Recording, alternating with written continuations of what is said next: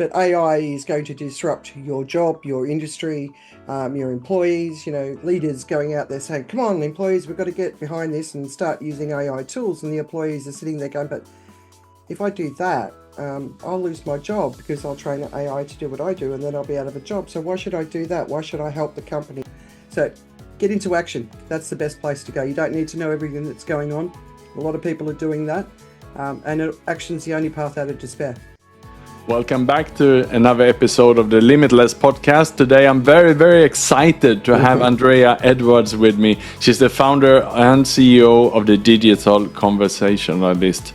Andrea is with us to talk about a topic that we haven't covered, but that we must talk about, the Polycrisis. Andrea, a warm welcome to you. How are you today? I'm great. I'm so happy to be here. Thanks. I really appreciate you asking because I know it's a big topic. It's a serious topic, but hopefully we can have some fun while we're talking about it too. Yeah, and I couldn't think of a better person to have on the show for this. I know that you're on a mission to guide leaders through the Polycrisis, and I think that is exactly what we need now. We need that kind of helping hand, perhaps, Andrea. But before we dig into the conversation, maybe just a brief introduction of yourself to the listeners, please. All right. Well, if you can probably tell from my accent, originally from Australia, but I'm in Singapore now. I've also been in Phuket. We had 7 years there, which was awesome. So I've been basically traveling around the world since 1995, and most of my field has been communications, and then it went into marketing services, content marketing, and then I built this business called the Digital Conversationalist, which was all about teaching leaders how to speak on the social media platforms with integrity. Also a mindset of service, being part of the giving economy. I have to admit, I don't feel like I succeeded. There's a lot more nonsense, and it's even worse now with AI. We've got bots talking to each other, so I don't, it's kind of I feel like it's a lost cause, but I'll keep trying. But I've always been paying attention to the environment. You grow up in a place like Australia. We've got droughts, we've got all sorts of stuff going on all the time, fires. And so I've always been paying attention, but 2018, I really sort of sat down with the IPCC report. Russia had just invaded Ukraine. We had two extreme temperatures in both poles on the same day. And I just went, right, okay, we're in a real situation here. So I started very much from the climate perspective. But when you look at climate change, the thing that you also look at is, well, what will the impacts be? So increasing heat, we're sitting in Asia, we're feeling the heat. Singapore used to have 4 days on average per year that were above wet bulb temperatures, and wet bulb temperatures, when you stop sweating, it's too hot and people die or have heat stroke or organ damage, all sorts of things, right? In 2024, Singapore had 188 days in 1 year. So from 4 to 188, that's massive, right? So we are in a predicament.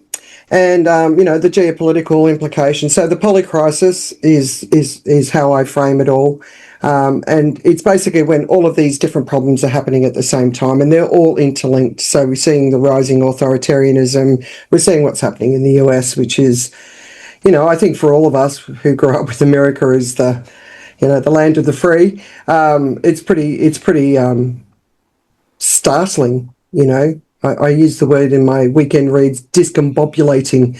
It really is, because it's like, that's not America, right? So we're in a different time. As Mark Carney said at Davos, it's a rupture, and I really agree with that. But I find it's important for me personally just to understand, how do all these bits play together? What happens first? What are the sequence of events that follow?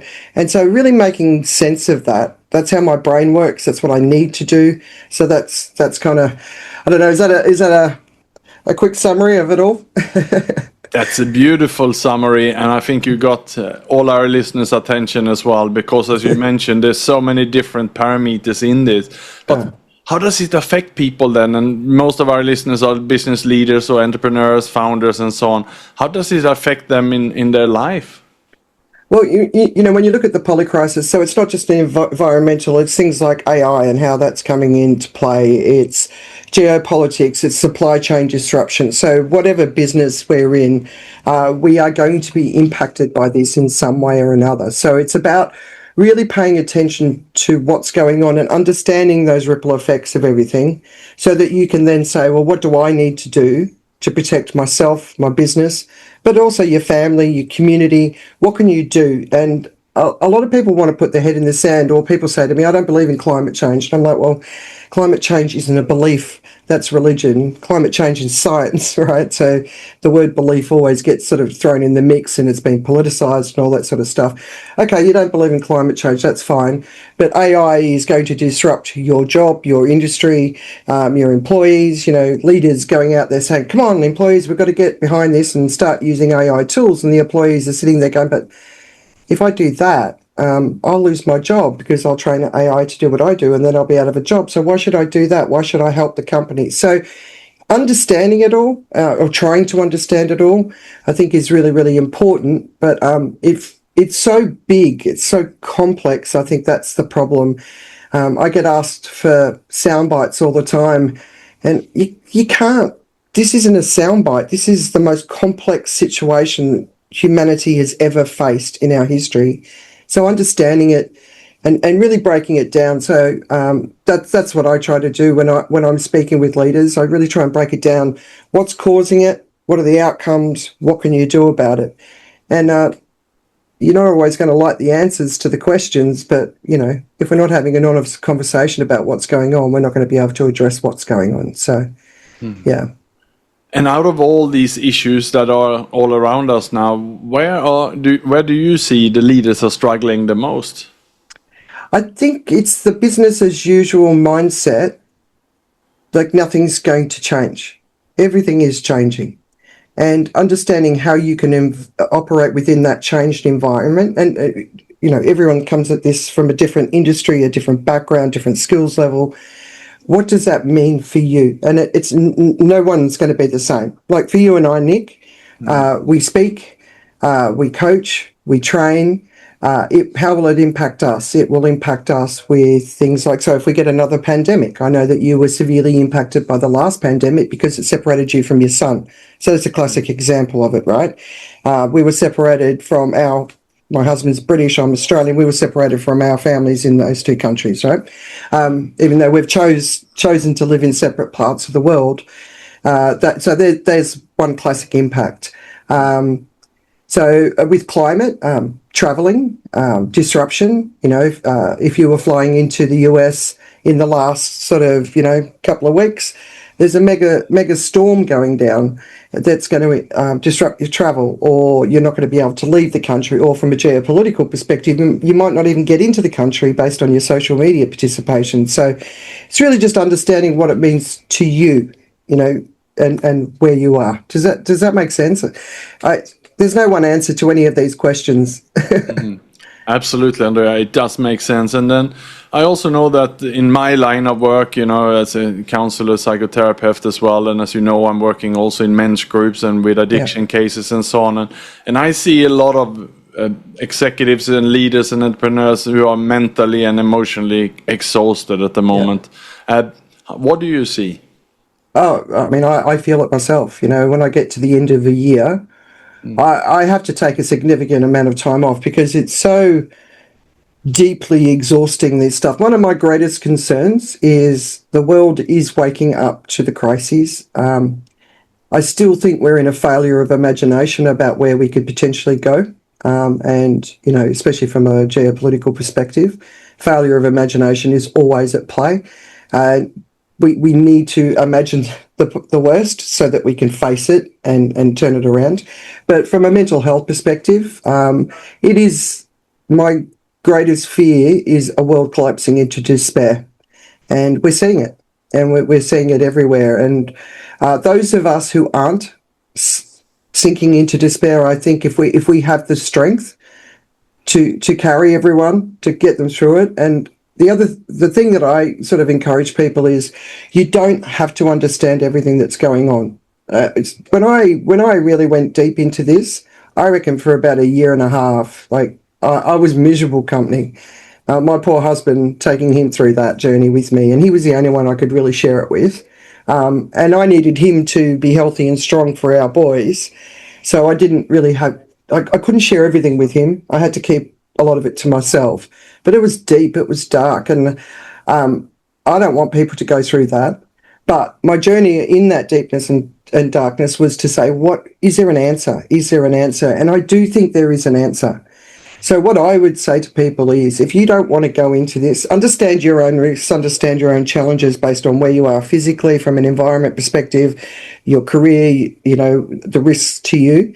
But if you don't want to go into the biggest story of this moment, at least move into action. Do what you can to live in balance with the planet. So we're in overshoot, right? So I always say to people, we all need to reduce our energy and material consumption by 70%. And then people say to me, well, how should I do that? And I'm like, I'm not going to tell you how to do that. You need to work out how you can do it. So I didn't get on a plane last year. And, in our business, that's kind of the ride for to do our jobs. But I didn't. I chose not to. I bought one new article of clothing, right? So I'm making these decisions all the time. Whatever makes sense to you, choose 3 things that you're going to do. And I think one of the best things we can all do is get involved with community action. Men become ambassadors, help the younger generation of boys turn into great men. We've got a problem with young men in the world, and there's a lot of reasons for that. And they need good men behind them. You've got the toxic manosphere, which, Andrew Tate's of the world.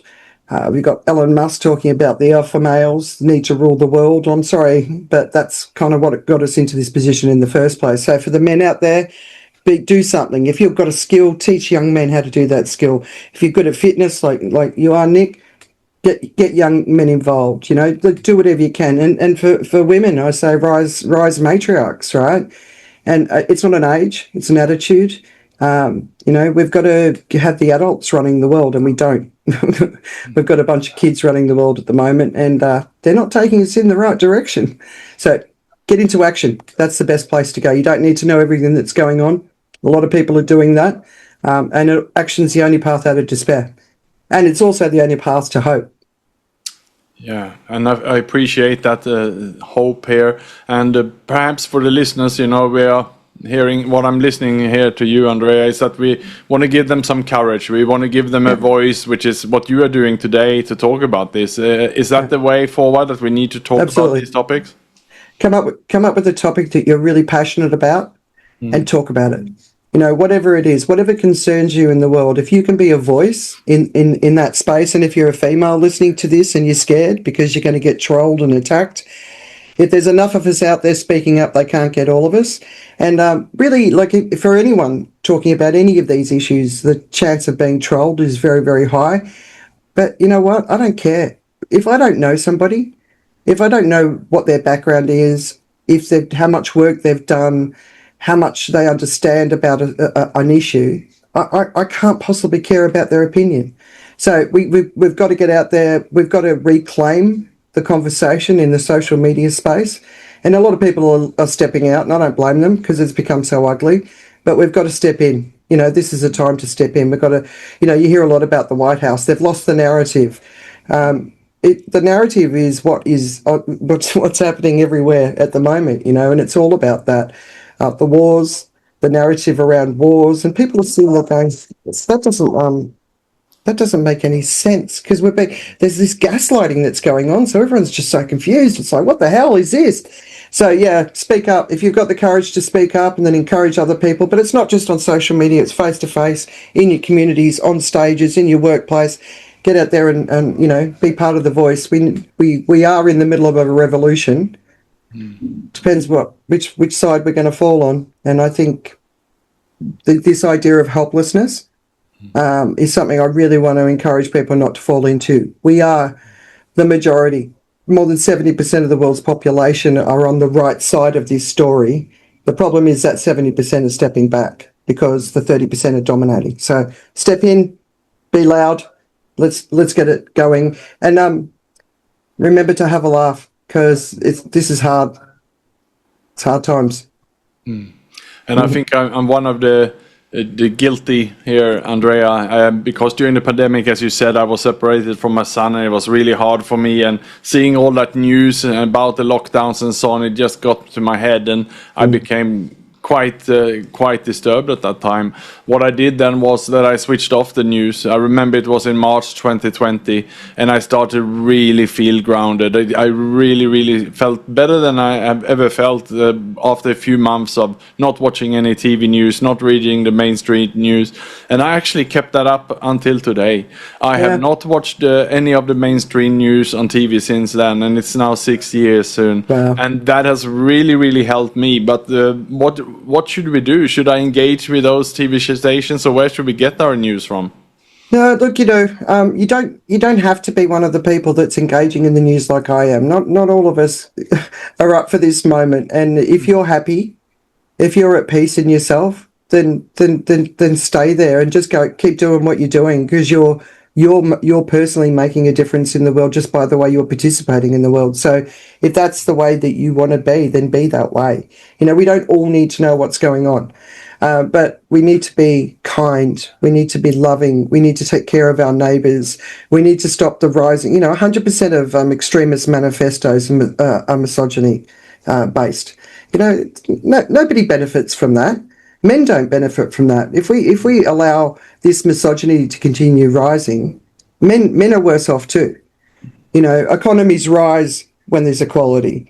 Businesses make more money when there's equality. Men have more choices when there's equality. What we can't sit by and watch that go. And then you sort of the whole minority attacks. There used to be 16 people for every retiree in the UK. Now there's 3, right? And so all this racism around immigrants, and let's face it, it's non-white people that they have an issue with, right?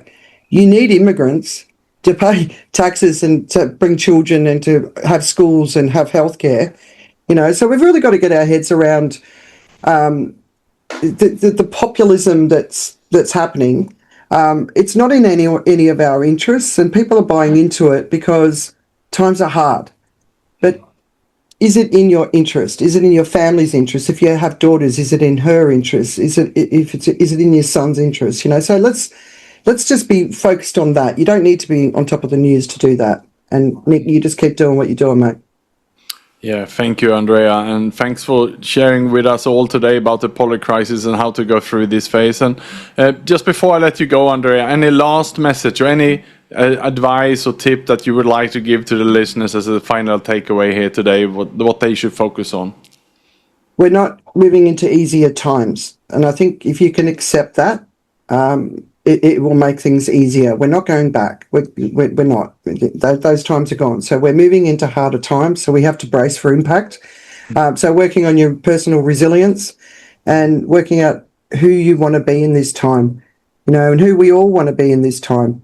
Do we want to build walls, or do we want to work out how we can come together as a global community to solve the biggest problems that we have? And the way we're going at the moment isn't the right direction. So just get ready. Be realistic about what's coming.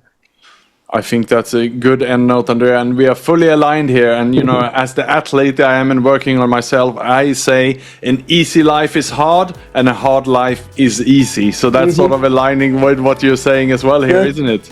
Yeah. Yeah, I mean, we are where we are. So let's just move forward and do it in the best way possible. I'll keep fighting for that. I might fail, but I'll keep going. Thank you so much to all the listeners, and thank you to Andrea Edwards for taking us through leading through the Polycrisis.